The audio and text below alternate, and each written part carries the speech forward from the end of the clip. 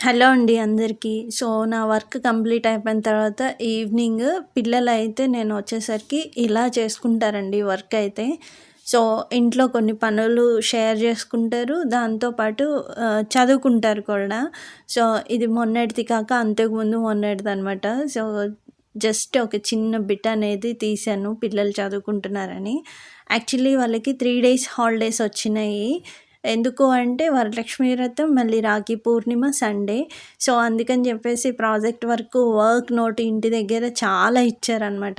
అందుకే నేనైతే ఏం చదువుకోమని చెప్పలేదు. సరే ముందైతే వర్క్స్ అనేవి ఫినిష్ చేసేసుకోండి అని చెప్పాను. వాళ్ళ మొహంలో ఆనందం చూడండి. ఎప్పుడన్నా నేను కొంచెం ఎక్స్‌క్యూజ్ చేస్తే మాత్రం మంచిగా వదిలేస్తారు. అండ్ మా ఫ్రెండ్ వాళ్ళ పాప కూడా ఇక్కడికే వస్తది చదువుకోవడానికి. కంబైన్డ్ స్టడీస్ లాగా వీళ్ళందరూ గ్యాదర్ అవుతారనమాట. సో, ఇంకొక ఇద్దరు పిల్లలున్నారు. వాళ్ళు ఉట్టిగా ఆడుకుంటుంటే నేనే పిలిచాను. వచ్చి రోజు అన్న వాళ్ళతో చదువుకోండని. ఈ ఆలోచన ఎలా ఉంది? నచ్చితే లైక్ చేయండి. ధన్యవాదాలు.